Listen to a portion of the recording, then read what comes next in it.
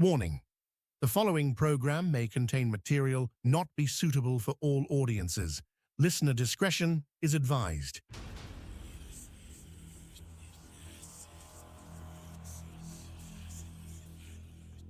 They say for every light in this world, there is a shadow waiting to reclaim it. We've been told what to believe, what to fear, and exactly where the boundaries of real end. But tonight, we're crossing those lines. From the whispers in the attic to the lights in the desert sky, and the entities that walk among us, we are stepping behind the veil. Transmitting from deep within the mountains of West Virginia, it's time to seek the truth. This is Let's Find Out with Diego. And now, here is your host, Diego the Podcaster.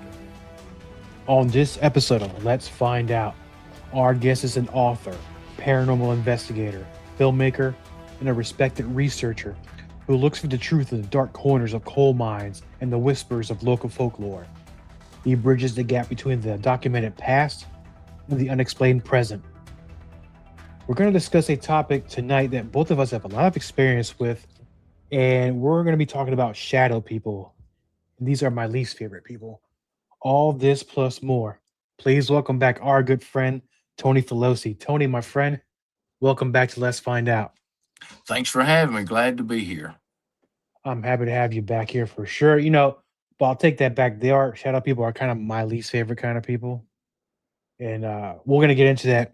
And I'm sure some people like having them around. I most certainly do not.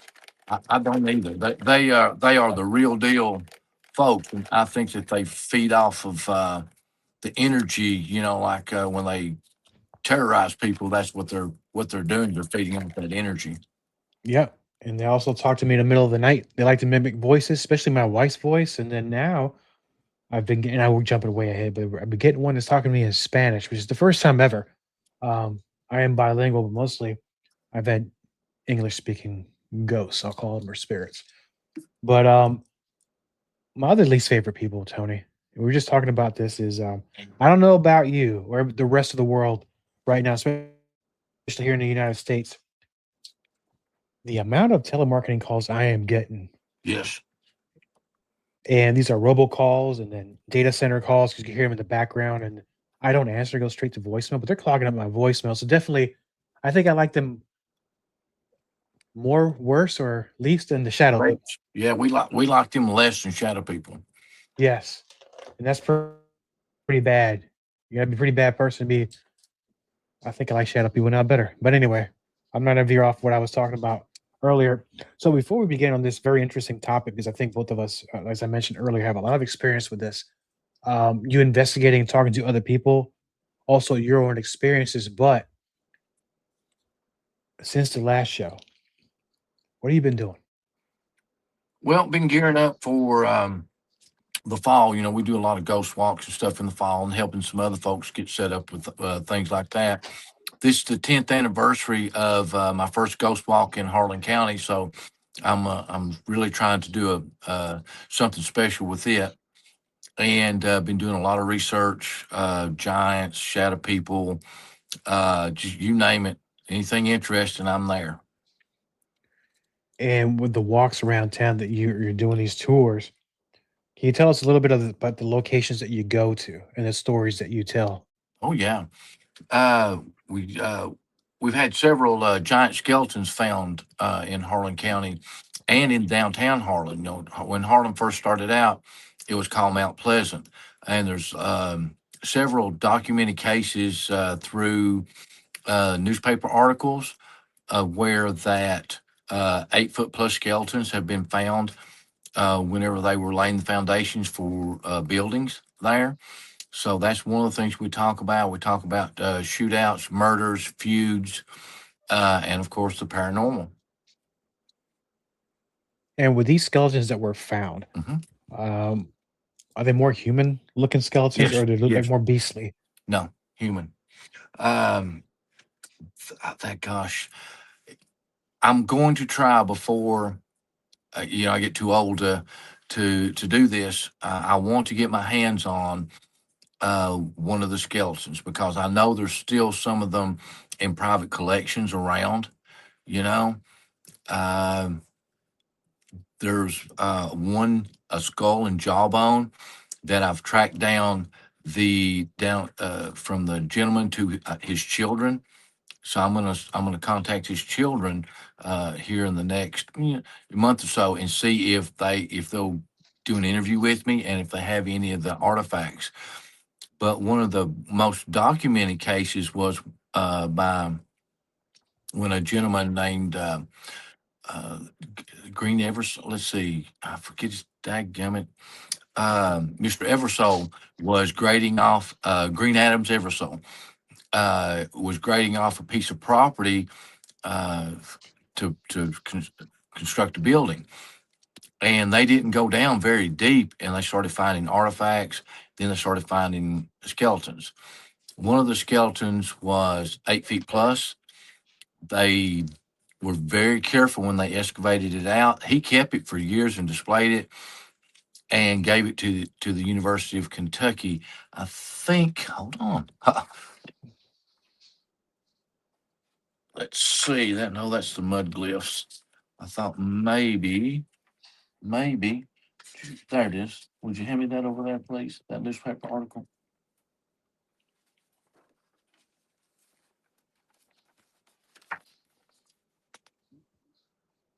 There you go. Very, very well documented case. This article, Sunday, June 26, 1949. But now the skeletons, that's just a rewrite or rehash of the article. The skeletons were found in the 30s. And I would like to, I'm going to contact a University of Kentucky and see if there's any documentation on that end. More than likely, they're going to tell me no, or it was sent to the Smithsonian. Then we all know what happens from there. But we have, documented evidence. We don't have the skeletons, but we have where the skeletons were found, and lots of witnesses and lots of people, talking about it back in the day that saw these large humans. And I don't know why they want to try to suppress that unless it messes up their narrative, historical narrative. But that's one of the big things I'm working on. And also, I know where some very possible mounds are, large mounds. I'm going to bring in some folks with some ground penetrating radar, see what we can find there. Then beyond that, just go with the paranormal and keep researching it. But now in the paranormal, what I'm trying to do is explain how that they're able to manifest that energy and use that energy to communicate. We've all caught tons of EVPs and things like that, and I'm not saying that EVPs are bad, but at what point do you say, well, there's something there, and then you start trying to put it together on how they're manipulating the energy. We talked a little bit last time about tides and stuff like that, and some of the mechanical movement of the earth that could help with generating enough energy to where, I hate to use the word portal, but now they come from somewhere. They either are here around us all the time, and we just can't see them with the range of vision that we have, or else there's something whenever that the magnetic anomalies are right, and all these things fall into place that they're able to cross over and to communicate. So I'm more leaning toward how to explain these things, other than going, hey, I got EVP and that moved and I got it on camera, so it's all real. Well, that's all well and good, but how did it move that picture? How did it manifest? How is it able to tug your shirt? That's what I want to know. And I think that's something we all would love answers to. And I think we all have our different opinions, but I think it's one of those that until you experience it yourself, Right. is a whole different type of research you're going to do an investigation. But I'm going to circle back real quick. We're talking about the bones and the mounds. Sure. Hmm. And then we're definitely get into the shadow people thing because there's a lot of I got a lot of questions. Okay. When you go out and explore, you find these mounds. First, these mounds, are they located in private property or state-owned property? Private. Some of them are All on right. private. Most of them are on private property, and I'll tell you off air because what it is, you know how people are. If you say something on they run straight to it, and they found it, and they didn't, all that number. Yeah. But yeah, mostly private, and some odd things that I found. Uh, they look like ceremonial sites because you have like small walls for like and or mounds, and they'll go like 16 feet or so. Then there'll be a break, and then another one goes 16 feet. Then they'll come off at an odd angle, and then they'll come, things like that. Also, as far as the ceremonial sites, I wish I'd sent you a photo of this. Is I may can the on here. Is they are these stone structures that are made, round stone structures, maybe 4 or 5 feet tall. They look like a well, old timey well, except they're built on bedrock, and there's no carbon in them where anything's been burned. So, and it looks a lot like some of the things that have been found in the New England area. But a gentleman by the name of Bud Brock found these in the early 1980s, and he shared photos with us and told us about how he found them. And he says um, about a quarter mile from where he found these structures, that there was a medicine wheel. He found a medicine wheel. Now I have photos. Let me do my thing right here, and I'll try to get you a photo.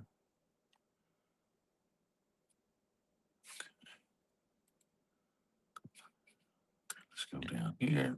All right. And now, while Okay. you're getting those photos, let me ask you these ceremonial Yes. locations or the mounds. Do these predate Native American? Because it definitely predate Europeans arriving here. Oh, Europeans.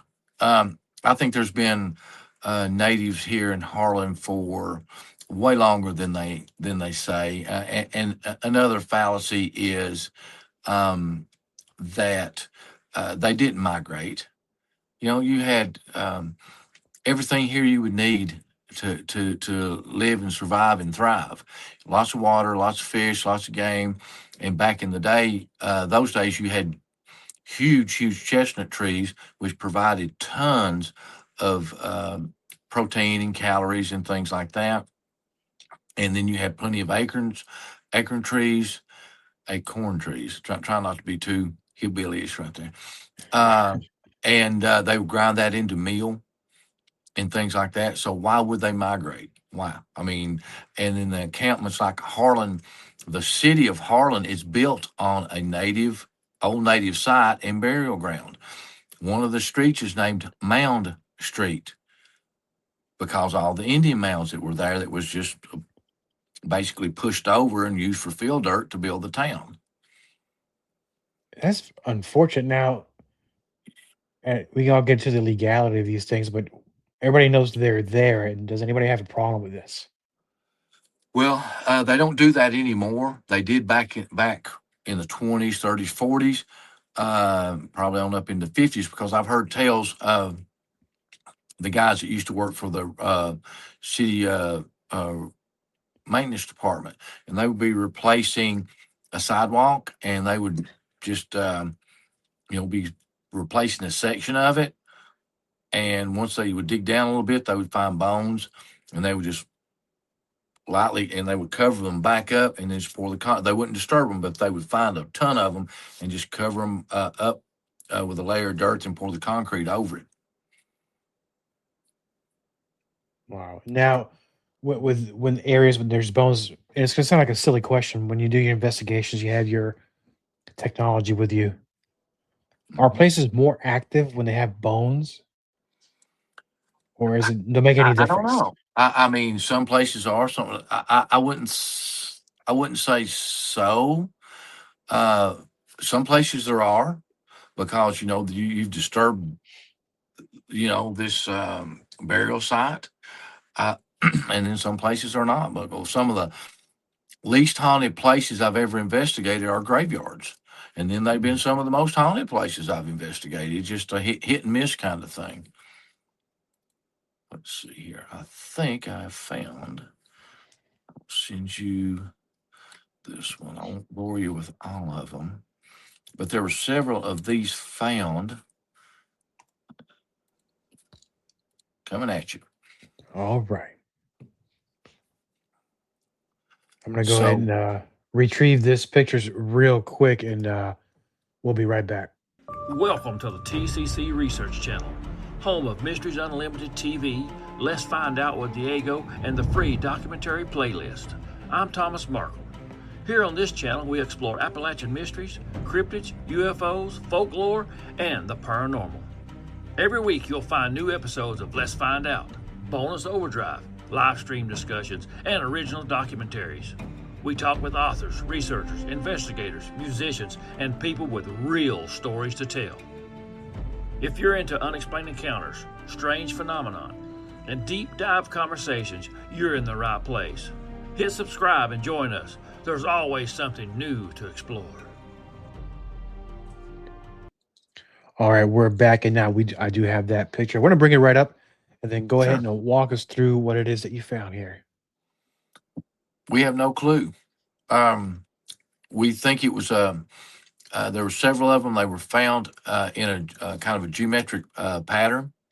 There's no, of course, you're not going to store grain in those because the animals will eat it up. They're not used for smelting or anything like that because there's no carbon inside. Now, if you look at kind of the bottom center rightish, you'll see an opening. Now, I know that a lot of times they would put like little like tobacco or some sort of food particle, some sort of foods and things as a offering to their gods. And also they would do that if there was a cliff line that ran for a long time and or long ways and it had a split in it, they thought that was a doorway not only for them but to another realm that their gods passed back and forth through. All right, and refresh my memory because unless you said it right in the very beginning, Hmm. where you don't have to tell me the exact location, but this is in Harlan or is it a surrounding area? Surrounding area. Okay. All right. Well, that's a pretty impressive structure, and it's still standing as of today, right? Nobody's messed with it or anything's been done to As it. far as I know, unless somebody's logged it and knocked it down, but unfortunately, I don't know if he's still alive. But he was supposed to take us there and get us close, but he said, the way that the roads are now, he don't know if we can get close to it. And I'm like, we'll walk. We'll put a pack on. We'll drive as far as we can, and then we'll pack in. For something like that, I don't care to be gone for 2 or 3 days. Yeah, it might just take you that long to find it because there might have been no marker on it. That's smart enough not to do that. You don't want to because then everybody will be there Right. disturbing the land, and then that thing won't Exactly. be there too much longer. And Yeah. and I'll add this in. We do not disturb. If we find something, we don't disturb. We will photograph it. Measure things out. We don't disturb it. We don't rob graves. We don't. That's you have to have some ethics in this business. Yeah, and then I'm gonna go circle back again with the bones because Hmm. very interesting. I've heard things and read about when people find bones, especially those that might be ancient or bones of giants or anything like that, to where usually we talk about Smithsonian will take stuff and it winds up disappearing, and we can understand that that's what happens. and sometimes we're just SOL when it comes to that. Absolutely.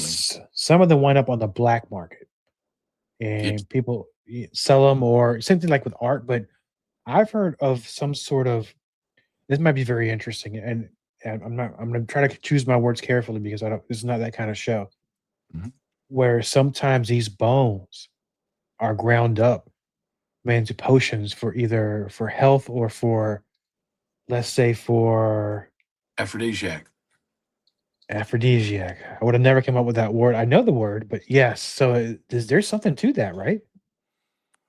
Usually, I don't know about the human bones. I know the animal bones, that there is, especially like some of the, they say some of the bears, they do that too. That there's a big market for things like that, in the Asian countries. But I think that would be more of an Asian country thing than an American thing, north or south. Yeah. You also say the same thing about oysters. They're pretty disgusting. There's nothing aphrodisiac about that. I don't know. It's just my opinion. But Right. anyway, I'm not a seafood kind of guy, but we're gonna move on before this turns into a far worse show than it's not supposed to be. But no, that's a very impressive with the structure I have right here on my right, and it's very well built. It's been standing there probably hundreds Centuries, of years, centuries. centuries, absolutely. Um, as I said, Harlan County and the surrounding areas, there have been natives here for thousands of years. They did not migrate. Now I know that I'll probably get bashed, and I don't care, but you know, when you're on the ground, when your boots on the ground and you're looking at all these things, and and I have a background, a little bit of background, survival classes and stuff like that, nothing major, just the basics. But I'm looking around, I'm going, if winter was coming on, I had all this, I'm not going to try to walk the ridge lines south to where it's warmer and I might have to fight other people for the resources. That is, there's no logic in that at all. It's not like that. If you and I started migrating, we'll say we left Harlan County and we were going south, the odds are that along the way somebody is going to say, this is our land, you're not going to take our food, they're not going to come out and high five us and say, hey, we're all in this together, guys. That's that would be the reality of it. Because if you're taking their resources, they're going to look at it just like we would. You're taking food away from their family, their tribe, and that's not going to happen. Now they may trade with you, you know, but how long is it going to take you to walk to Georgia, we'll say, or someplace in Tennessee that's warmer, toward the southern Tennessee? So why would you do that? By the time you got there, and you carried this food with you, and you're living off the land, and you may get have to fight your way in or fight your way out. It makes no sense when you can stay right where we're living at, you know, and have everything you need: food, water, shelter, and you already have your religious sites built. So you don't build the religious sites, and just walk off and leave them. And well, the people might say, well, you're going to come, and I'm no expert on this. I'm just, Mhm. you know, just discussing it. But why? Why would you leave a place that has everything you need and migrate? And it wasn't a shared thing. It was like there was this agreement between all the tribes that nobody lived in Kentucky, and everybody shared this, what is it, dark and bloody ground, or whatever the translation they say it is. But I don't believe that. And I think there was advanced cultures here for the time. I don't think that we're dealing, because the people that they find facing east, that was put in facing toward the rising sun. And there's a whole lot of things that are found that folks with they weren't cavemen, they weren't they were way more advanced, I think, than we were led to believe. And then all of a sudden, just like any civilization, people just disappear.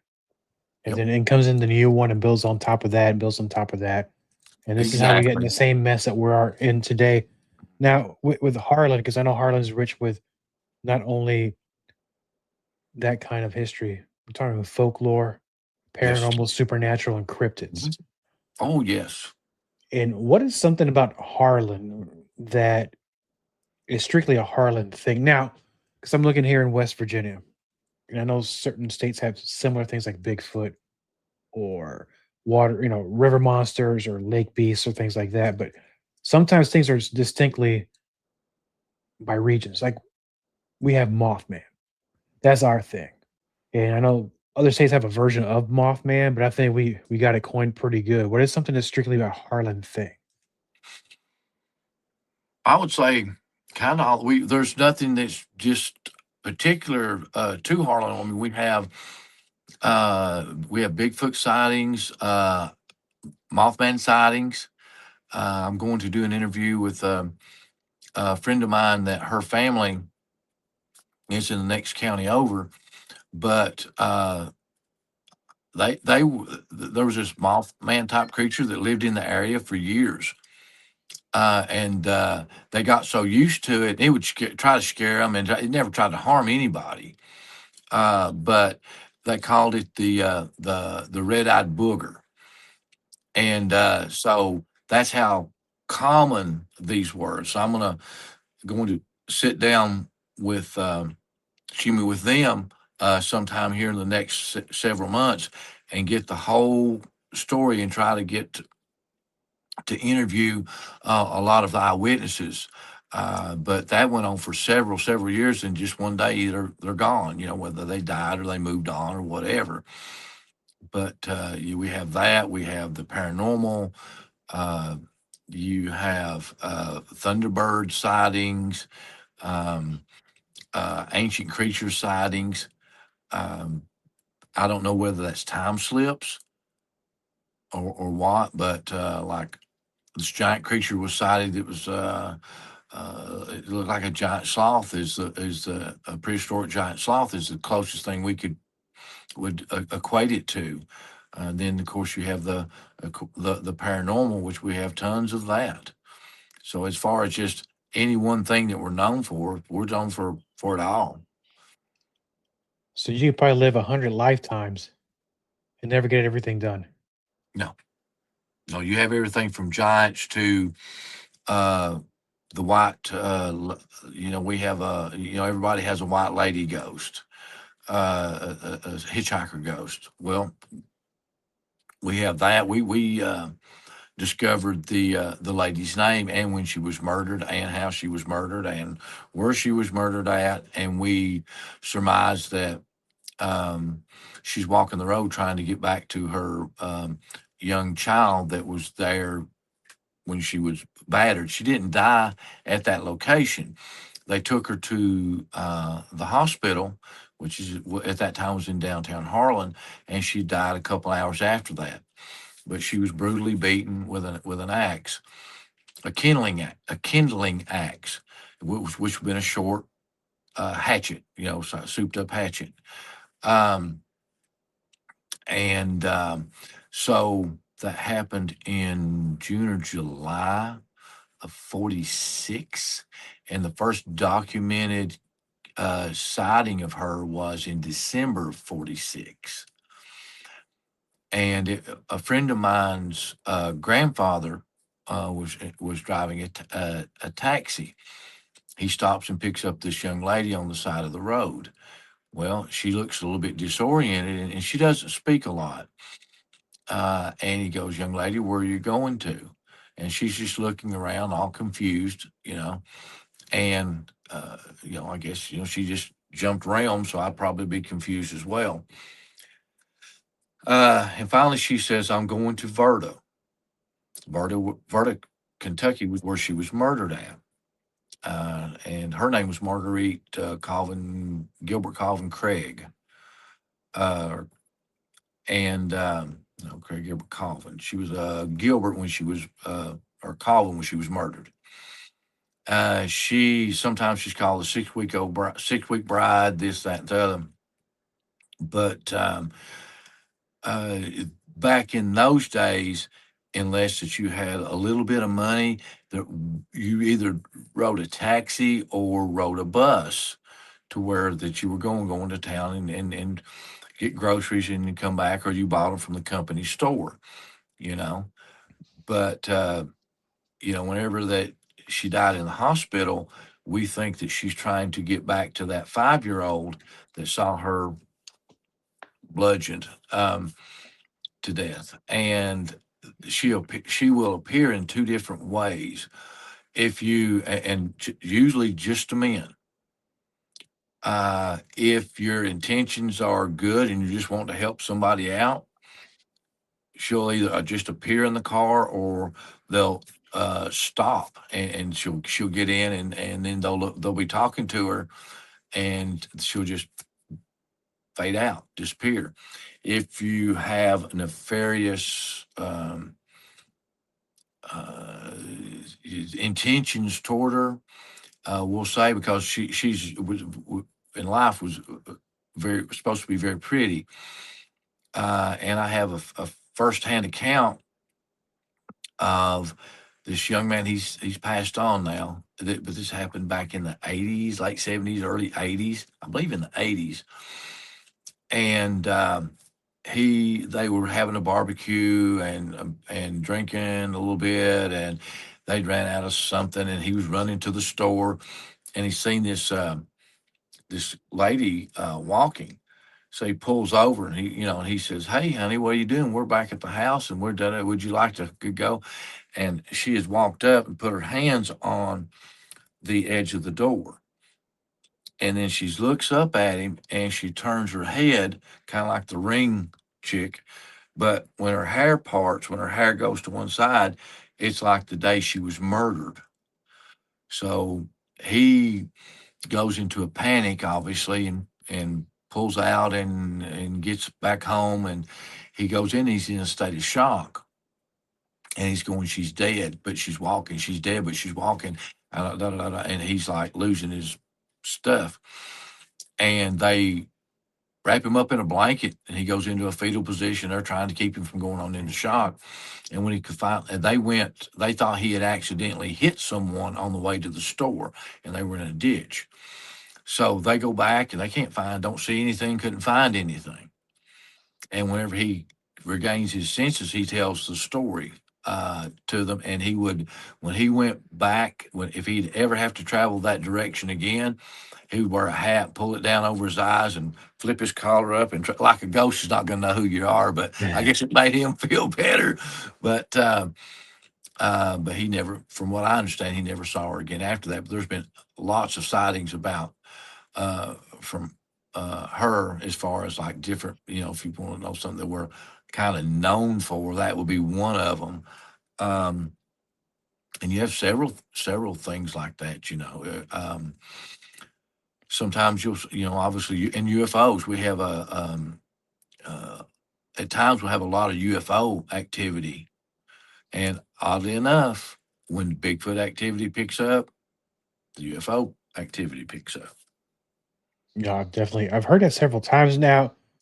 Some people say it's pure coincidence, but if it keeps happening, I maybe don't. there. It's a Yeah. pattern. I don't think it's coincidence. I don't know that they're. I got a little critter trying to dive bomb me. Oh, So, but the I don't know that they're right. Some people adhere to the thing that that they're related to the UFOs. I don't know.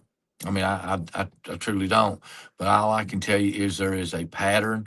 When you have a lot of Bigfoot sightings, you have a lot of UFO sightings. I was get them all riled up, trying to check out what's going on outside.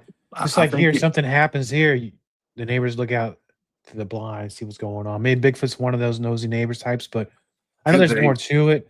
But that could be a whole different kind of show because we're talking about UFOs and Bigfoot. It's gonna be a long night, and Oh yeah, yeah. That's yeah, that's more of a I know the stories and things like that, and I really enjoy researching. But now Thomas is a wealth of knowledge on things like that. yeah, we're gonna try to get him back on, and we'll talk him into it. Get you both on it, and we're gonna have definitely like a That'd be great. roundtable discussion about these things. Oh, That'd be a that would be great. fantastic show. And well, let's get to speaking of terrifying, because that story about the hitchhiker, Hmm. terrifying, but equally as terrifying only because of how frequent it happens. My second to least favorite people, other than telemarketers, we established that in the beginning of the show. Hmm. And in fact, it just called as while we were on the phone. I should have put it on silent. Shadow people. Yes, And for me, 100% real. oh, I agree with you because firsthand experience Hmm. and frequency. Now, before for me, it didn't happen as often. There was always gaps in years when I had my experiences until I moved to this house. It's more frequent. And when it stops with me, then it goes with my wife. It stops with her, comes back. It's like a ping pong back and forth. Here's the not so fun part. Fun to tell, but not fun to experience, mostly for Mrs. Diego, where she now has when she goes outside, does her gardening or any kind of yard work.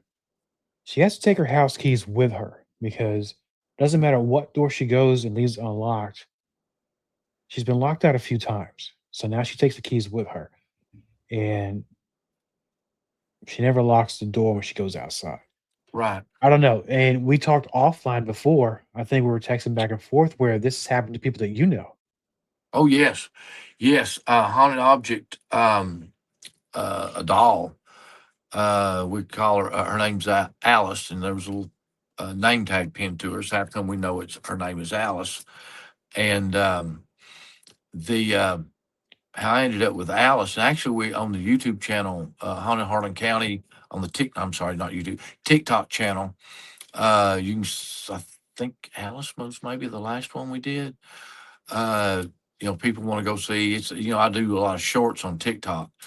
Um, but Alice was a mourning doll um, that was found in. Nobody will know where this is at, but in Harlan, we'll just say Harlan County, and found at yard sales. This is one lady went to an estate sale or yard sale, bought her. So that's not. It was period correct porcelain made with the sawdust and stuff, and so so it was period correct. And brought it home, and almost immediately they started having activity. And one of the activities was when she would go outside out of the front door, it would lock her out. Oh, yeah, here we go. So that's maybe they have a sense of humor, but they got pretty dark there too. That could be a whole nother show, like you're talking about. But it got dark. It got really dark, and ended up that I took her and I hit on this in the episode that I take her home, which you should never do. But I'm thinking, this is a great opportunity to study this, and so, which I believe the people that gave her to me, but uh, they I said, okay, let's see what you got, Alice. And we've done some EVP sessions with her, and we've got energy. Now, the odd thing about her was if you would run a K2 meter over at times, and we're talking about a 100-year-old doll, 80 to 100-year-old doll, you would get hits. Some sort of energy was coming off that doll. And I've seen that a couple times. The So my ex was she was real freaked out over the doll because she said it looked like it was watching her. The eyes were watching her wherever she went. And so she said, and nothing had happened for weeks, maybe a month. I had her there sitting on a bookcase. And she says, "You're nothing but an old doll." And in the bedroom adjoining where Alice was sitting, there was a big crash and a big home interior. I'm talking about one of the big home interior pictures. I had books stacked in front of it. I hadn't hung it yet. There's no way that anything pushed that thing, nothing, it didn't slide. There's no way. Something picked it up, went over top of the books, went out 3.5 feet. Because I measured, I told her, don't touch anything. That's when the investigator kicked in. I said, don't touch anything. I'll be there in 15 minutes or 20 minutes, whatever. And so slams it down, just and shatters it all to pieces. And and the pressure was so great, the downward pressure, it cut grooves in the chest. And I have photos of course, I have photos of all that. So when I was doing the measurements, I was doing the photos as well. So that these objects and these things can have a lot of something attached to them. And it doesn't always have to be a human spirit either, right? I'm sorry. It's not always a human spirit that's attached to Oh objects. no, I don't think it could have been a human spirit, but I don't think so. I don't know what was attached to the doll. And because whenever it was at the other location, one of the reasons they gave me the doll was a young child started having these nightmares, and I really don't want to say on air what it was. Pretty bad. It was trying to get the child to do things, and they said, "Mommy, this." So that's when they got rid of the doll. So there's no, I think that one was pretty dark, and then when that happened, I had I had to get rid of Alice. She had to find another home. But I do have a funny story, a not so terrifying story about Alice. Is what I did with her was I took her and we put her in a jar, big jar, and to display her so nobody would grab a hold of it and maybe rip the clothing or by accident or something. So it was sitting in my office and sitting in the back of it. Nothing ever happened. I mean, she was there for weeks and weeks and weeks, maybe months. Nothing happened. Well, the lady that was working at the place that I worked at, cleaning the offices, she was a little on the nosy side, and so she says, and a buddy of mine and I had just done an interview with an individual on some things that was going on. As part of my day job, I've done some investigative stuff and things like that. No police work, but I'm just like illegal dumps and things like that. So, and whatever was affecting the county. And so we just had got through that. And so she says, what do you have that doll in a jar for? And so you don't ask like two older dudes that worked around Harlan County, especially around the mines and this, that, and the other. That's the wrong question to ask, because we're going to tell you something. It might not be the truth. But so we start making up this story. So, well, we have to keep the lid on her because we're not as young as we used to be, and she gets out, and we can't hardly chase her down and get her stuff back in that jar. And she says, "Really?" And then my buddy's got a big deep voice. He says, "Oh yeah." He says, "Last time," he said, "it took us 15 minutes to get her hemmed up in that courtroom, and we had to jump dog pile her and then do all this." I mean, nobody in their right mind is going to, believe that, right? And so we just got a big kick out of it. So Monday morning, I got a call from my boss, and he says, he's like a good dude, good guy, and he's very exasperated. He takes in a big deep breath and he goes, "Tony," I go, "Yeah." He goes, "Do you have a haunted demon doll in your office by chance?" And I go, well, I don't know about all that. I said, but I have an alleged haunted object. He goes, did you guys tell so-and-so that this dog gets up and runs around?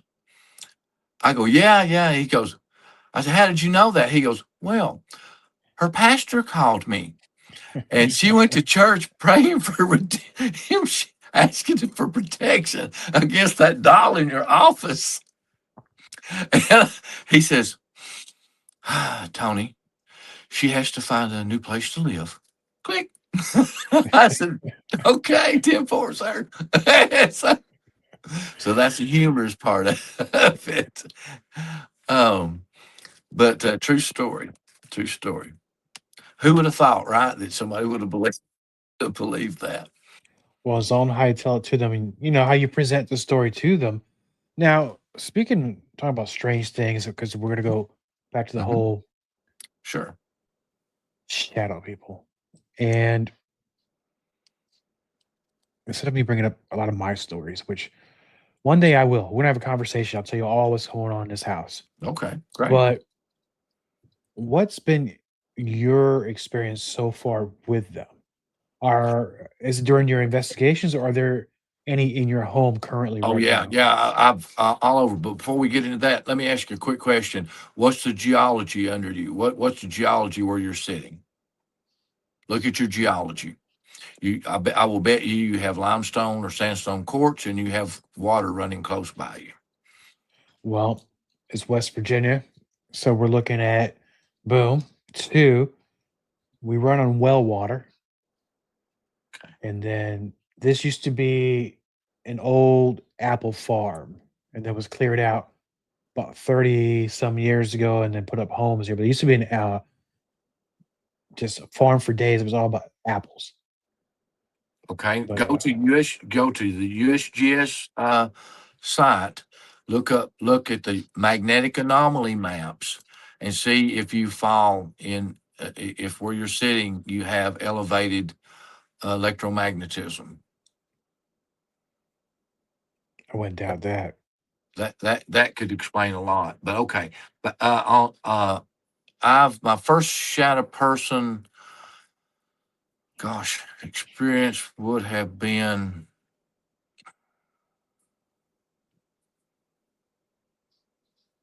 probably uh, whenever the videos, and then after that, which we started investigating that place, and I never saw. We could hear things, and we knew something was some type of energy was around, but we didn't see anything. But the first one I saw um, was at Portal 31 in Lynch, Kentucky.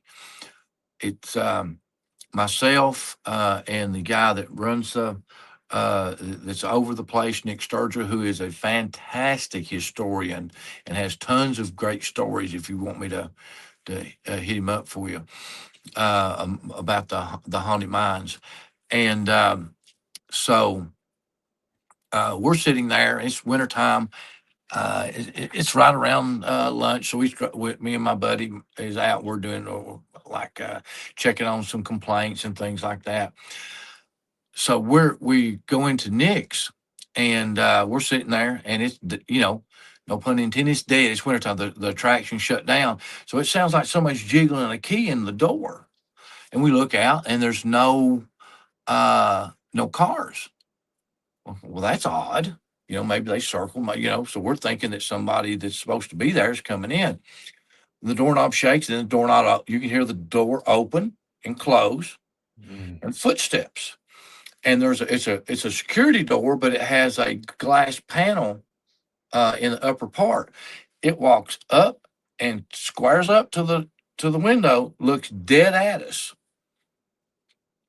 And my buddy and I look at each other, and Nick's behind us, and we're going, "Are you seeing this?" And then it just turns and jets out of sight, and I thought it went through a wall. And Nick says, "Shadow guy?" We go, "Yeah." He goes, "Saw him about 10 o'clock this morning." I said, "He went through the wall." He says, "No." He says he went through a door. And I said, "There's no door there, Nick." And so we go out and we move a cutout, and they have blocked up this door back in the 50s. So that was the first one I saw. Interesting Can we? behavior with shadow people, especially talking Yes. about that cutout of that door.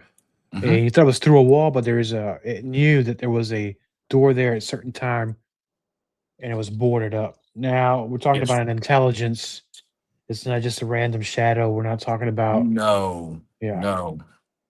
This was definitely intelligent. And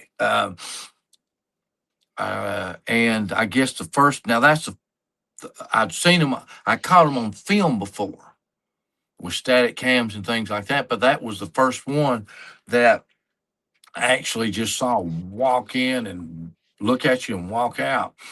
But the first one that I caught on film was in the old Harlan County Jail, and on a static cam, we were doing an EVP session, and we actually were pushing some fog in there to try to silhouette, because we've been seeing these shadow. This had the shadow play, so I'm thinking, well, maybe if we put a little background to it, it'll silhouette itself. But this has been years and years ago.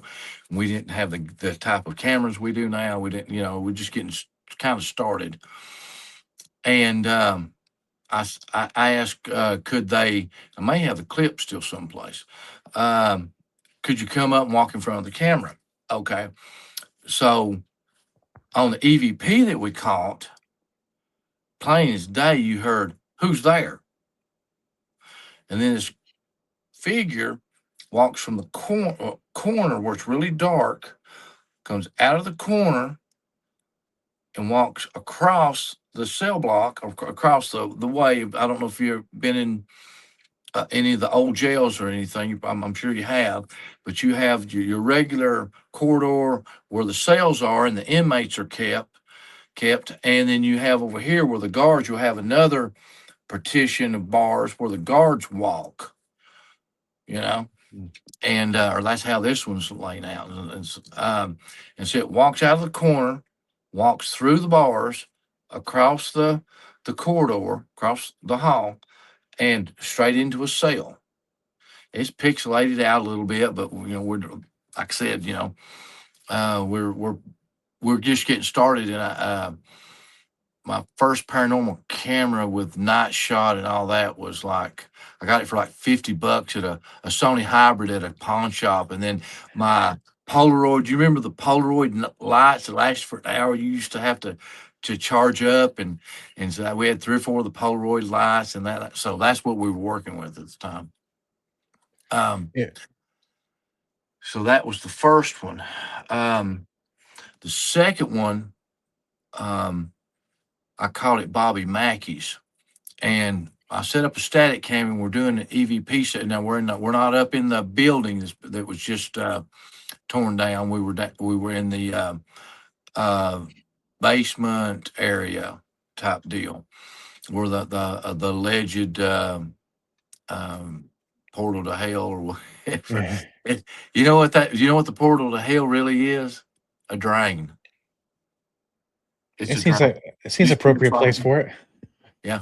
It was a drain it was a slaughterhouse back in the early days, and it was a drain to go out into the Licking River.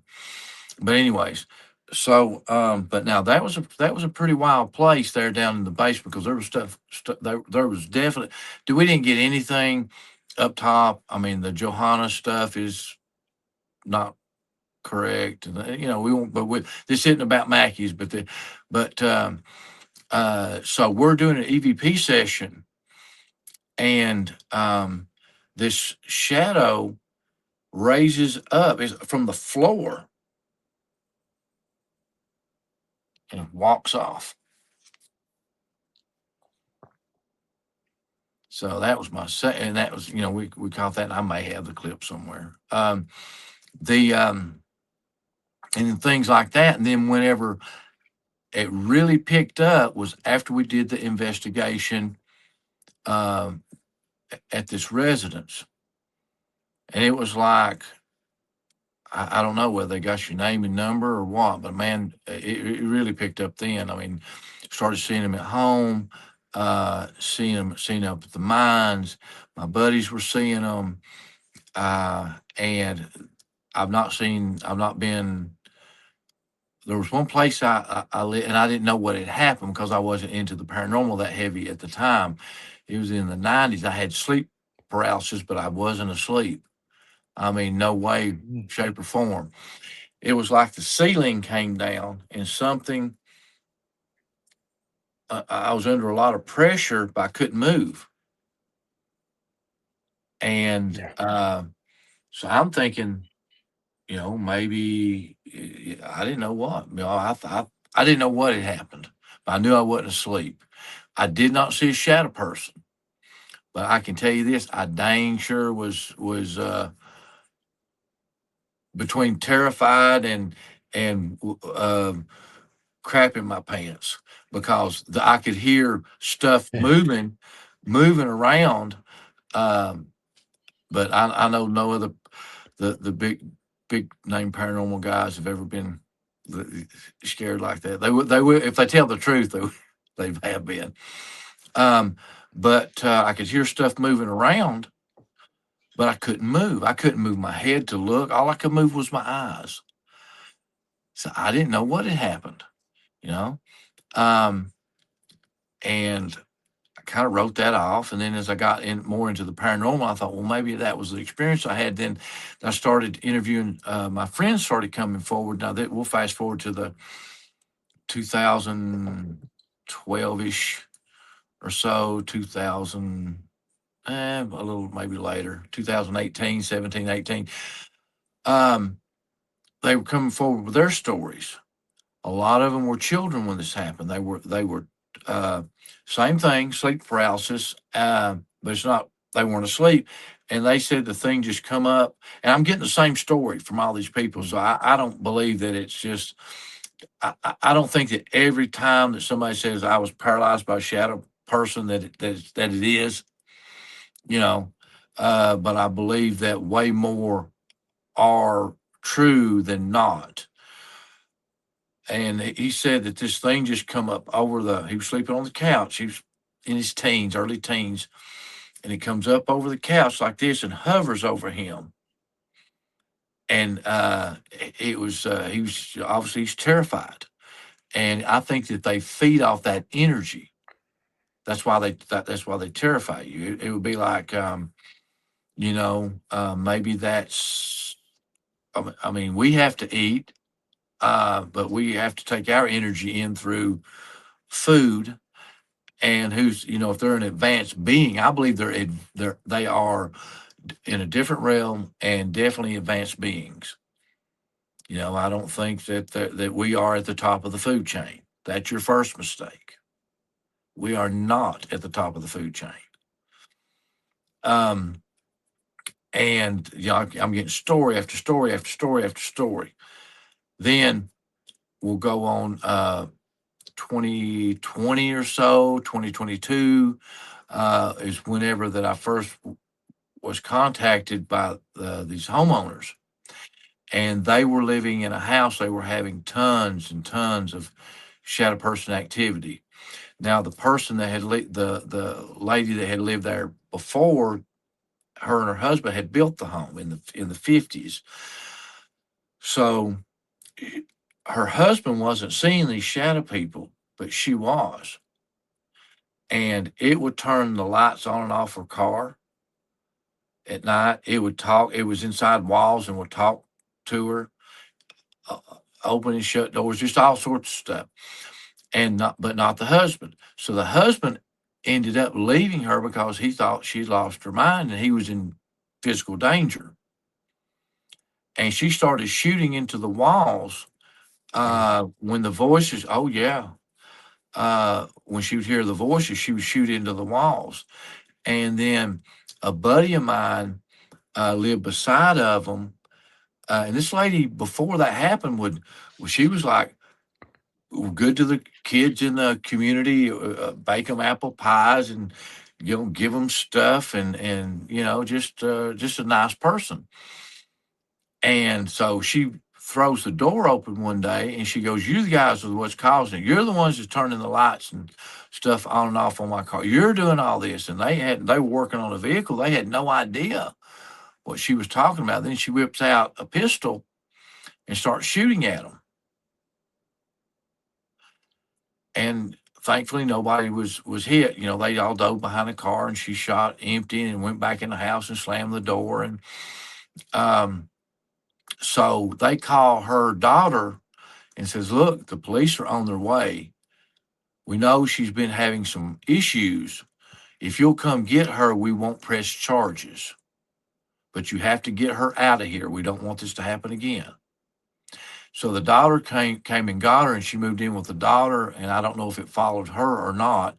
And she passed away, I don't know, 3 or 4 years ago, maybe. Still living with her daughter. I mean, I think she went to, I'm not sure she went directly and lived with her daughter. They tried to get her some help, you know, because who's going to believe her, right? And then this couple moves, there's another couple moves in, or family moves in, and they start talking about seeing these things. And now this isn't in this isn't the current one I'm talking about. And they can't explain it, but they're not, it doesn't get really bad. They just see it, it rattles stuff, it does this. But now an interesting thing, they moved to Virginia from where they were in Kentucky, which is not very far. I'm going to not really name the town or anything or the streets, or but that whole stinking street is having activity. And we'll talk about that just in a minute, because I'm going back. They contacted me a month and a half ago, and the activity at there's 2 houses. There's one they're living in now, and the one where we caught the video footage where this has happened, where the lady lived.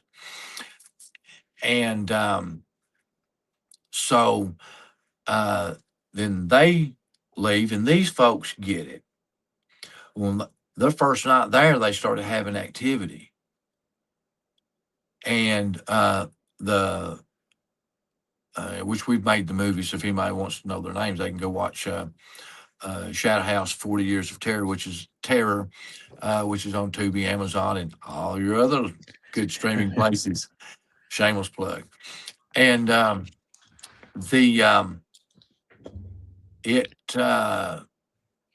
it was a ride for them. It about drove them insane. They ended up leaving, but it would do everything. It would run up to their bedroom door. They would hear heavy footfalls. It would run up to their bedroom door, rattle the door. They would be doing something, just sitting watching TV, and something random would happen. And then they would look around, and something would lean around the corner and look at them. Tons and tons and tons of things like that. And this is the house where that you have the security vids. Now the security vids, they're time stamped. Ain't no CGI crap going on. I tried to debunk it, and there's no way to debunk it because there's heavy curtains on the windows. And excuse me, and it was like they started using it as a storage place. It looked like kind of like a hoarder situation. But they went through just umpteen experiences, both man, woman, and they had small children. So they got out, they left. And the house that they moved into, it followed them. Something followed them, but it was only down the street. Stuff flying off the walls, voices, and they were hearing voices. And they said one interesting thing in one of the interviews that I did with them was they knew they were discussing them, but it was a low murmur, and they couldn't make out any of the words. So, but now this place, interestingly enough, limestone quartz, water, cave systems, mines, the whole bit. So I think that if we're going to try to find a common denominator, we look under the ground. I don't think necessarily the structure. I think, they pick a structure that they like, I guess.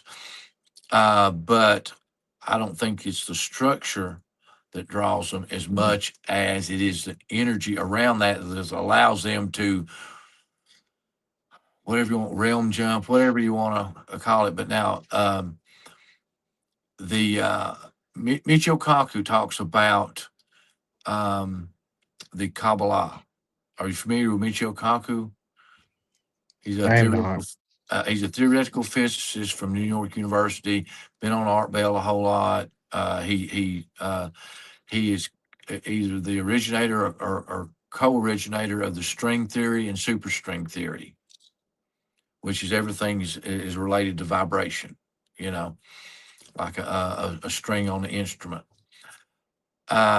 Which I tend to agree with a whole lot. I think sound and vibration is a key to a lot of things. So Kaku is talking to Art Bell, and Art's asking him, hey, what do you think about this? He was talking about the Kabbalah. And Kaku goes into an explanation. He goes, they knew this 3,000 years ago. They knew something, that there were different realms 3,000 years, like the seraphim. I hope I'm not butchering that too bad. But that they just didn't know how to put it in today's verbiage, obviously. But he says they were talking about these different realms 3,000 years ago plus. And he says it is, and Art Bell says, is it possible? He goes, yes. He says there are at least, and I'll try to find that link to that old show and send to, but look it up. It's real interesting, very interesting. He says there's at least as many as 10 and maybe more, maybe an infinite number. So how many, on the tree of life, how many different realms does it show? 10, 8 or 10. So coincidence? Could be. Or it could be they're explaining how these entities, how they interact with us. They're not of this world, so to speak, but they are. They're just it's like a radio dial. We're on 105.1 and they might be on 105.3, but they're able to, with their energy beings, they're able to cross, now,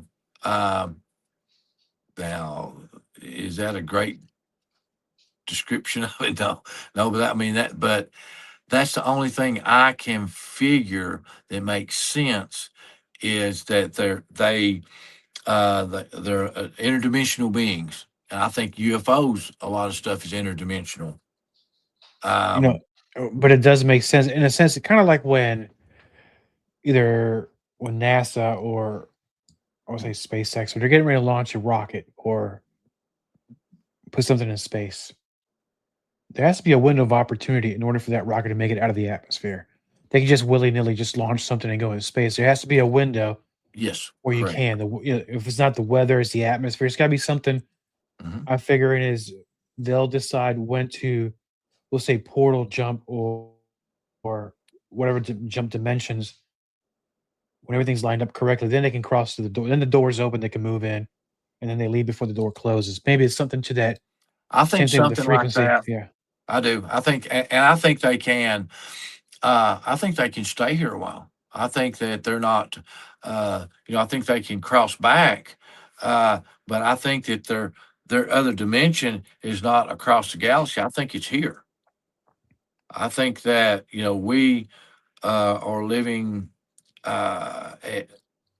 Just because we can't see it does not mean it does not exist right beside of you. So our range, I forget the exact not dimensions, but you can only see in certain spectrums. Okay, animals can see a bit more. And then you got, who's to say that, you're an interdimensional being, that you're an energy being? Who's to say that you can't? I mean, you can, without a doubt, do a lot more things than someone with a physical body. right. I And know I that think it's sounds. when technology might get advanced enough where we might be able to start seeing dimensions. It's just a matter of time. There you go. It's just science. I think that it's not really that woo woo, so to speak. It's just science that's not explained yet. Imagine we bring somebody from random person from the year 1700, and we take them into a hospital, or we put them on a plane. They're going to think it's magic. There's this. This can't be. This can't be. Well, yes, it can. So we need to keep a little bit more open mind and think of it more along those terms as science that's not been explained, and start going at it from that angle instead of just, we caught a EVP, or we heard a bump. There's a difference between paranormal enthusiasts and paranormal investigators. And I don't have anything against paranormal enthusiasts. I know they're good folks, but they're there for the experience. They're there. They want to hear something. They want to see something. And we all do. But I want to be able to explain how. How is it able to do this? I mean, that's very important part of the work. And also, in order for people to accept certain thing, the formula has to be correct. And I think, in my opinion, when people stop acting in public and they're in private and Right. their deepest thoughts and they're there by themselves and they hear something, there's always that maybe, no matter where you're coming from. And then all it takes is that maybe, and then maybe you'll start maybe accepting some, I'll call them theories or opinions from anybody else. But I think everybody believes to a certain amount, but the true test is when you're by yourself and your thoughts. Mhm. That's when things starts swirling by. And, and then it wouldn't be awesome if we didn't get into the next thing. We're talking about going back to this story about the lady who started shooting everybody up. Mhm. And because a lot of activities were going on not only with her, but in the street, certain different people that lived in these in town, Correct. right? Correct. They re- Where I'm sorry, go ahead. they like I said, they reached out about 6 weeks ago, and the lady that's next door is having experiences. Some more folks on the streets had experiences, and I think where the film came out, the episode came out. Uh, a lot of times that will bring people forward. They're going, I thought I was going crazy, and I seen you guys talking about it. I'm having the same thing. This is happening. This is happening. Um, so in the next month or so, I'm hoping to get interviews with the lady that's having issues now. She's I can't recall whether she's already given us permission, but I'm pretty sure we'll be able to get permission to investigate that location as well and try to tie this together. Because it's become a very interesting study, and there's been times that now one of the craziest shadow people. I'm going to jump just a little bit. Haunted Discoveries. I had privilege of working with them on 3 or 4 episodes, different seasons, and we were at a place that same type of geology, same type of this. You had full bodied apparitions, you had alleged Bigfoot sightings, blah blah blah. And this is on camera. This is on film. And another person about 3 or 4 weeks ago, I got a text about say, hey, did that thing that they initially seen, was it about 7 or 8 foot tall and had red eyes? And then I said, yeah. Now that part's not on camera, but what is on camera is okay. Somebody sees this big, I don't want to call it a Bigfoot, but a creature, uh, and that it walks over to the edge of the road. There's a dirt road. There's like structure one, cabin two, and you have a pond, and you have all this other stuff. And it walks. Shapeshifter is what it ended up being. Is what I think it is. And it was showing off. It was like having a big time. Um, walks up to the edge of the road and shifts down into like a little gnome-like creature, maybe 3 foot tall, 3.5 foot tall or so. And it has a little hump on its, and this, I mean, man, you can see this stuff on film, plain as day. And it starts dragging its foot like it's crippled up. It goes over to the, it covers 10 feet, 8 or 10 feet across the road. And then it goes into a shadow person about 6 foot tall, perfect silhouette. Shadow person walks on, finishes walking across the road, walks up steps to a landing, walks to the landing to the entryway, walks through the door. And you're talking about a lot of experienced investigators there. I mean, none of them guys are bad. They're all very good, very analytical.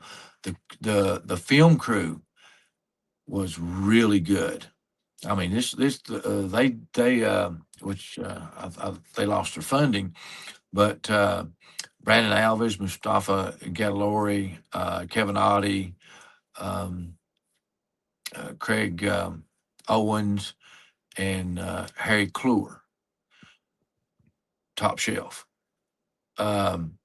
And so this thing goes through the door, and we start having equipment problems. We're up at a graveyard shooting some thermal, and our thermal starts going wonky. So I've radioed down. I said, "Hey, what was it that you did while when we first got this going? We're having some issues. I'm going to try that." And they come over the radio and it says, "Hey, man, we're going to have to get back to you. Something just went down." And like panicked. Super unusual for this bunch. And so that was a creepy, crazy. Who's to say the shadow people can't shapeshift? I've seen too, as wild as it sounds, a rat that you could see through.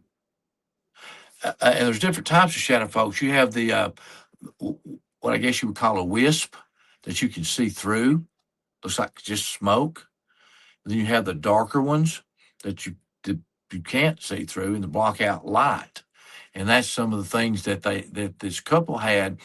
Was they had a really tall one that would walk across a certain window and block out the light and just look at them and then keep walking. It's amazing. I've seen things like that. Different shapes, different sizes. Yep. And then when you add the voice to it, it's a whole different dimension. And the reason I brought it back to what we're going to see right now, because you mentioned something about paranormal enthusiasts. Mhm. And then I talked about people who perhaps when they're by themselves in their most inner thoughts, I think it's a high percentage they're actually believers, but you're just trying to block it out so they can live their life normal and not really think about these things. Because Right. seeing is believing, my friend. And Absolutely. I'm gonna bring up one of these videos for those who are enthusiasts out there, and I'm gonna bring this one because it caught my attention. And I'm gonna bring it up right now, my friend. You go ahead and guide us through this one. And this is be the one with the light coming on and off. Right here. Okay. Now that light, you can see on it. You have to. It's a switch. You have to actually press a switch to turn it on and off. So I have another clip where it's a different timestamp where that it turns off, and it's not on a timer. It's not on this. It's not on that. But it's boop, it just comes on and off.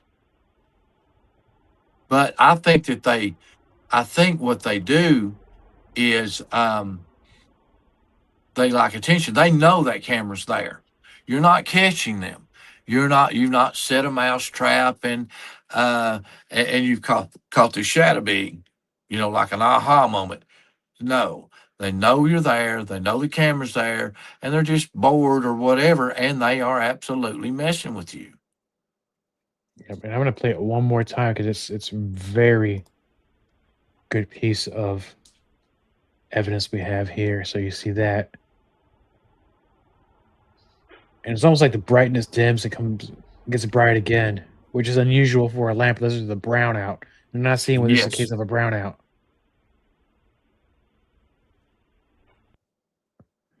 Wow. And then going into shadows themselves, let's bring this one up, which this one's got some pretty amazing footage as well. And right off the bat, Now, if you'll notice, that's the one that slowed down. Uh, the entity, the shadow person, is trying to. It doesn't have enough juice. It's trying to spiral up out of the ground, out of the floor. Um, but if you'll notice, it raises up, and you can see its back and things as well. Then it'll when it finally does manifest, it actually turns. If you're looking at the screen, it will turn toward the right like a sprinter and takes off and walks all the way around the room. yep, I see it trying to get up. No, and then watch this. It takes you 2 or 3 times. See that back? See its back? Boom! It makes it. Then watch all the way to the right of your screen. Watch it walk across. It'll block out the light. You'll see Yeah, it just.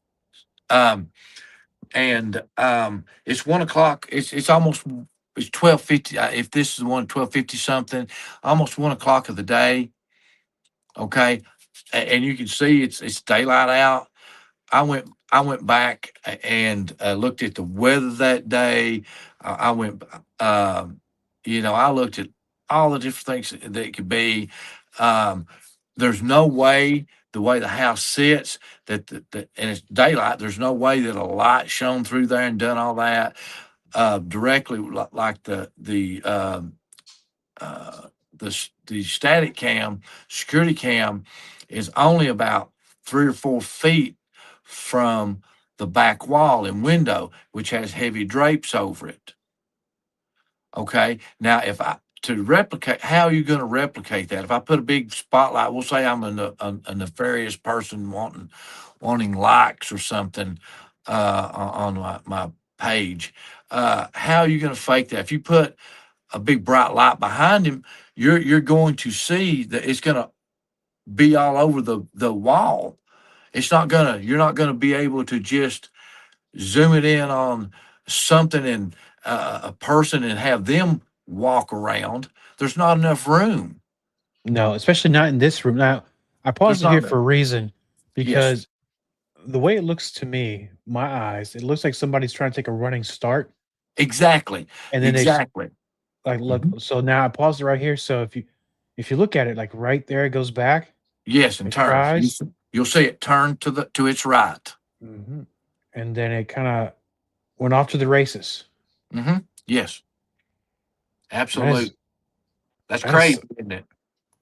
it is the craziest thing I've seen in a long time. But it's like almost like if it's like getting ready to go, and then it hits, and then it goes almost Right. a quarter of the It way didn't through the have room. it didn't have enough juice the first couple of times. So that there we go back to how come? Well, there's not enough, it hadn't manifested enough energy yet. So it's pulling in energy and it finally like a cork pops up and takes and like gets the door open, so to speak, and walks around. But directly under that almost is a well. See, they built the house over top of the well so the lines wouldn't freeze, you know. Um, And when we investigated it, and uh, a gentleman that with a lot of experience in construction and, and electricity, and build houses, and do this, that. And I'm still a skeptic too. I mean, I try to debunk it from the word go because I don't want to put out anything that I've not ran through the mill, so to speak. Uh, and he's not and I like skeptics. I like analytical, logical skeptics, not people that just want to argue. Right. Because skepticism is a good thing. That's how that we get to, we can explain things, and we might come upon something that, well, there's a lot of EMF over here. Did that help it manifest? Because nobody's in that house. Nobody. Zip. Those are security cams to alert them if someone breaks in. That's what those are. They made $0. The family made $0. Asked me for $0. They just wanted to help. They just wanted to try to figure it out. And that's definitely says something a lot about them because, as you know, when you hit that rabbit hole on YouTube and you start seeing this evidence videos all day long, you're like, oh, really? And whether they're for the clickbait or trying to get something out of it, Clickbait. Right. yeah. But and then we have one more here to show, and I haven't seen this one as many times as the other one because I really got caught up with let me remove this one. Here's my professionalism. I'm gonna add this to the stage, and here we go.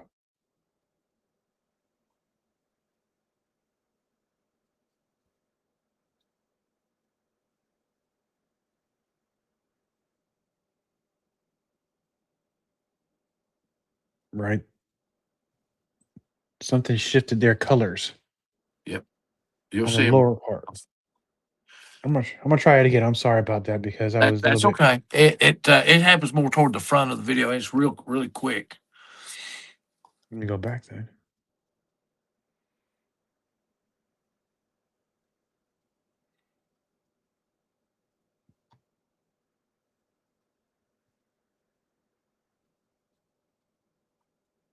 And right about here on the lower part of the picture, it seems like the colors kind of come and go, or something happens to where there's movement. The movement comes. Right about there. I'll do it right more time, but Let me try something here. because I see the movement No, right about. that's the MP4 one. Let's see. I will email you the move file. Let's see.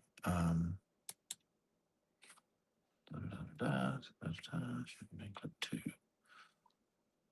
Boom. Let me go back one more time. Just let it play.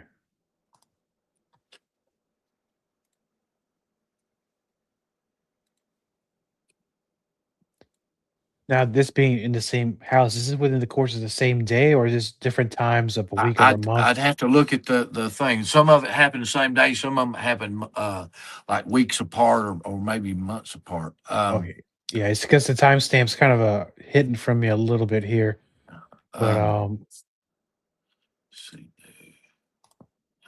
but yeah, no, I mean, we got a couple of good things there. And there's no doubt, especially on the one in the basement where that shadow figure takes that running start. If that one doesn't pique anybody's interest, nothing else is going to, my friend. That's right.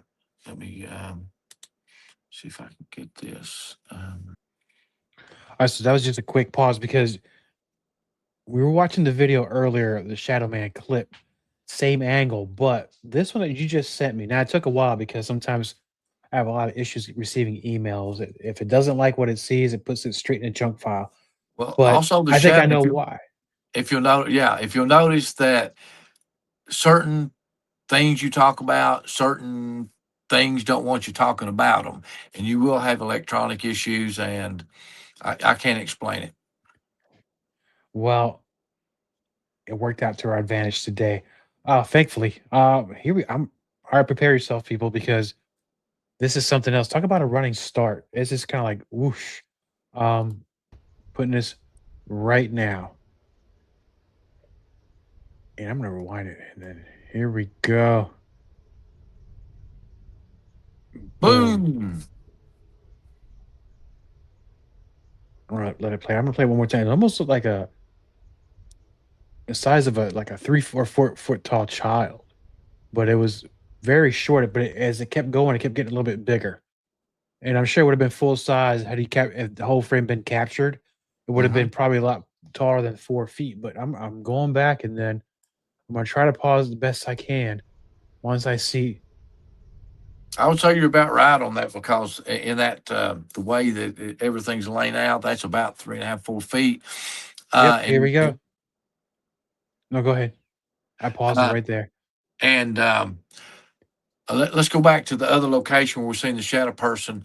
Uh, whenever it morphed uh, into the from the little person type entity to the shadow person entity, it looks directly at the dang um, static cam. Looks dead ass into it. Excuse my language, but it looks dead into it, like it's like, hey, check this out, and it goes up and into the house. Looks straight at the camera.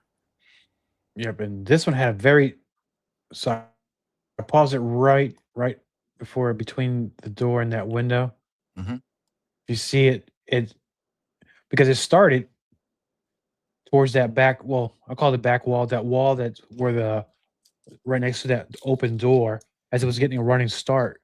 Then it sprints off, it gets larger, which brings us to right before it goes out that window. So from the sprint, which starts right about here, Hmm.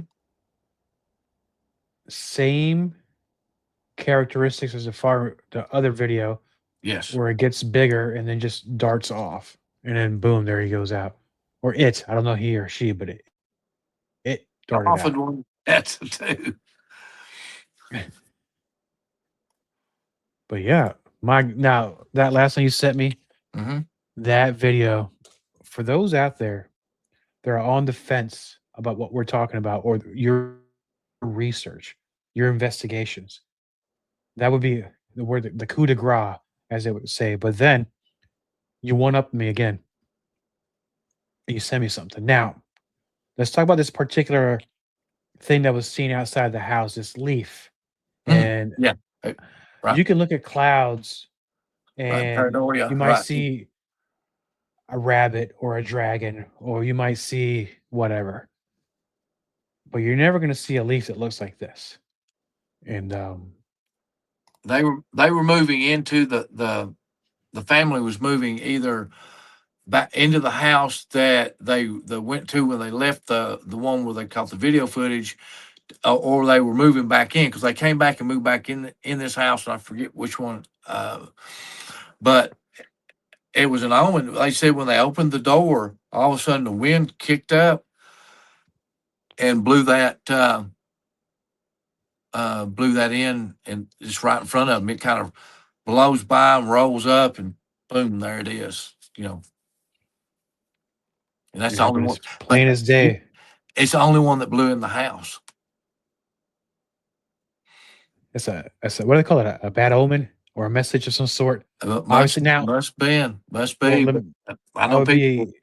try to Let me say it's ask. paranoia, but Yeah, now I see a skull, but you know I know what. It's not one of those ink blots. You see a butterfly or a it's bat or a no, splat. it's not an ink blot. It's not like back in the day when you had your handy cam was all pixelated out and you were seeing all sorts of crazy crap there, but it's just pixelated out.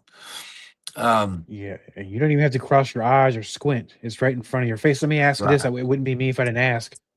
Did they keep that leaf? Where is it? I don't think they might have kept it for a while. I asked that question, but I couldn't get a hold of it. But I will ask again. I don't think they would lie to me. I think they would have given it up if it may have scared them so dang bad. But I'll dive more deeply into the story on the leaf and what they thought and where it's at or what they did with it. And it could have scared them, and they like chunked it. It's like receiving a dead fish through the mail. I think it stinks. So you got to go. So that's I thought that was unusual. We'll call it an unusual coincidence, because what is the statistic probability of you having all this activity, and then you're moving back into the house, and random wind comes up, one leaf blows into your past your threshold and just rolls and flips up on its, we're like that. You're seeing a skull. What is Out of all the leaves, yep. what is the statistical probability of that? And that's what I look at a lot of times. Yes, there are coincidences. Yes, probably 80% or better of activity can be explained away. No doubt. No doubt. But boy, isn't that, 80, 10 or 20%, isn't that interesting? Very interesting. Well, that 20% is 100% for them. But my goodness, we can. I underestimate it. No, I wouldn't say underestimate it. You have an awful lot of things. Just what you have now, you can make a whole film out of it. Just as a story with the shadow people, with this footage. Now, I know we're coming close on the time, and I know you talked about it earlier on the show. What's your next project? What are you working on now? I know you're going to go out there and see some mounds, but I know you have a film Mounds. you might be working. The Shadow File series. I'm going to do a Shadow File series. It's not necessarily just going to be about shadow people, but it's going to be about just the unexplained things. It'll be dovetailed with Thomas. What Tom and I are doing with TCC, but we will hit a lot more probably on the shadow folks and stuff like that. But that's I'm starting to interview people. Gosh, with everything from Bigfoot sightings, a ton of shadow person sightings, a ton of shadow people stories, and just kind of go that direction for a little bit. All right, what a direction we shall go, my friend. Now, for our good friends, listeners of Let's Find Out, that want to know more about your work, learn more about TCC, and what you're going to be doing next, where can they go find out? They can check out Tom's site, the cryptocrew.com or TCC Research. He has way more vids up than I do. It's a great place for tons of good information. If you want to see more about, I'm doing a lot of stories now on TikTok, so you can check me out at Haunted Harlan County / Appalachian History Mysteries on TikTok. Be sure to like, share, subscribe. It really helps the algorithms. People don't realize how much that does help get you into a better algorithm. Don't have a lot of stuff going on with YouTube right now, because YouTube, there's so many hoops you have to jump through and all this stuff. I like dealing more with the reels, and I will deal with the reels and stuff like that. But I seem to get better traction from TikTok. And if you happen to be in the Harlan County area, we will be doing several ghost walks. They're basically historical / ghost walks the month of October. So if you're close by here, go on to visit Harlan County's website, and you'll see the dates. And actually, I'm going up tomorrow to meet with some folks try to help them get their stuff off the ground with ghost walks and things. But there's tons to do in Harlan County as far as the paranormal and historical. We have everything from, if you just want to come here during the fall and look at the colors, that's great. We to the historical aspect, you have the mine wars, which I do true crime. Well, we do a bunch on true crime as well. So we're just kind of anything interesting. We're probably involved in it. And we'll definitely have you back to talk about these things, because it'd be great. Oh yeah, it would definitely be great. And I know that there's so much more to share. Tony, my friend, thank you for coming back on Let's Find Out, and I'll Thank see you you for on the next having one. me. Of course, Yes, sir. anytime, brother. Absolutely. Copyright Diego the Podcaster. All content for Let's Find Out is the property of Diego the Podcaster and is served directly from our servers with no modification, redirects, or rehosting. All celebrity impersonators are paid performers. The impersonated celebrities do not endorse or promote any views or opinions expressed by our guests, Diego the Podcaster, or Let's Find Out. The information shared on Let's Find Out with Diego is provided on an as-is basis, with no guarantees of completeness, accuracy, usefulness, or timeliness.